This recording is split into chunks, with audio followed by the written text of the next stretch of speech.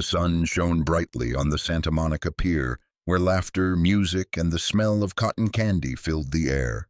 Families strolled across the wooden planks, children tugged on their parents' hands for rides, and couples leaned against the railing, watching the waves crash below. Yet, amid this lively, cheerful scene, one girl sat quietly in her wheelchair near the carousel, trying to blend in with the crowd. Her name was Marissa Hart, a 19-year-old whose life had changed forever after a car accident left her paralyzed from the waist down. She loved the pier, the spinning Ferris wheel, the echo of guitarists playing for tips, and the salty ocean breeze made her feel alive again. But what she feared most were people's stares, the way strangers looked at her chair before they looked at her face. That day, however, she told herself she wouldn't let fear stop her. She was going to roll along the pier by herself, get a lemonade, and enjoy the world like everyone else. She wanted to feel normal again, but normalcy was short-lived. 3 young men noticed her from across the boardwalk. They were loud, swaggering, and clearly trying to draw attention. One wore a floral shirt with his chest puffed out, tattoos creeping down his arms. The other 2 wore faded denim vests. They had been shoving each other, joking crudely, but when their eyes landed on Marissa, their grins grew sharper. They approached her slowly like predators circling their prey. One of them leaned close and sneered, "Move, Cripple!" The words slashed through her like a knife. Marissa froze. She had grown used to whispers behind her back, but this was different. This was loud, cruel, and public. Before she could react, the man in the floral shirt laughed and swung his boot toward her wheelchair. The impact jolted her chair, sending her teetering sideways.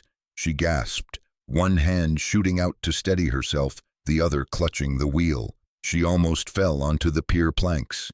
People nearby turned their heads, but instead of stepping forward, most just looked away. And that was when her heart sank, not because of the bully's words, but because of everyone else's silence. Friends, if you believe kindness should never stay silent and that we all deserve second chances and respect, please take a moment to like, comment, and subscribe to Kindness Corner. Together, we can make stories like this matter. Marissa blinked back tears, but the men weren't finished. They jeered, mocking her as though her wheelchair was some kind of joke. "Bet you can't even get up without help," one of them sneered. Another laughed so hard he bent double, slapping his knee. Every word chipped away at her courage. She wanted to vanish, to roll herself away as fast as she could, but her arms felt heavy, frozen.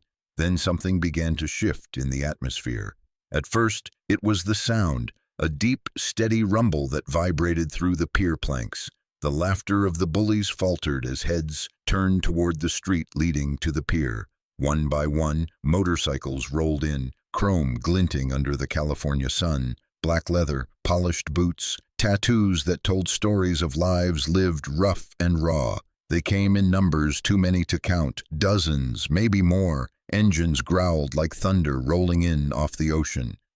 The pier seemed to tremble as they parked their bikes and dismounted. A sea of bikers, broad-shouldered and grim-faced, began walking toward the commotion. Among them were men and women, old and young, but all carried the same expression, anger tightly coiled into silence. Their vests bore insignias, but it was not the patches that mattered. It was the unity, the brotherhood, the sheer force of their presence. The bullies, once so loud, suddenly grew pale. The man in the floral shirt dropped his mocking grin. His eyes darted left and right, searching for escape, but the bikers closed the distance too quickly.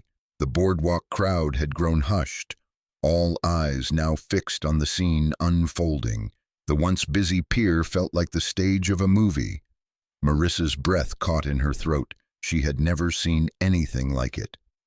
A wall of leather and steel approached, their boots striking the wood in unison. The leader, a towering man with a silver beard and calm but furious eyes, stepped forward until he was just a few feet away from the bullies. Without a word, he folded his arms, his glare so sharp it could cut through bone. Behind him, the rest of the bikers fanned out, forming an unbreakable barrier around Marissa. The bullies shuffled backward, suddenly so small, their bravado evaporating in the face of this silent army. No one laid a hand on them, but the message was clear: you will not touch her again. Marissa could feel her pulse racing in her ears. For the first time since the accident, she didn't feel small or pitied or weak. She felt protected, important. She felt seen. The bikers didn't raise their voices. They didn't need to. Their presence alone was enough to shift the balance of power. The pier, once filled with cruel laughter, now buzzed with awe. People who had turned away earlier now stared wide-eyed, some even lifting their phones to record. The bullies, realizing they had become the villains of their own show, stumbled away, their shoulders hunched, muttering curses under their breath. And then the most incredible thing happened. The leader turned to Marissa, his stern expression softening. He crouched slightly so he could meet her eyes at her level. "You're safe now," he said gently. His voice was low, gravelly, yet filled with kindness. Marissa's eyes welled up with tears she had tried so hard to hold back. She nodded, unable to speak. Around her, the bikers smiled and gave her thumbs up, some resting their hands on her chair in quiet solidarity. They didn't see her as broken. They didn't see her as a burden. They saw her as someone worth standing up for. The moment stretched into something timeless. The Ferris wheel spun lazily in the background. The ocean breeze carried the salty air. And on that sunny California day, an army of bikers transformed a story of cruelty into a moment of unforgettable compassion. The crowd broke into applause.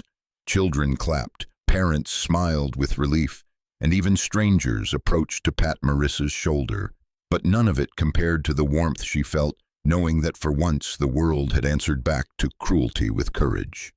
In the days that followed, Marissa's story spread beyond the pier. Videos uploaded online captured the exact moment when the bikers surrounded her, and soon it became a viral symbol of protection and kindness. People across the world commented, sharing their own stories of times when someone had stood up for them or when they had failed to stand up for someone else.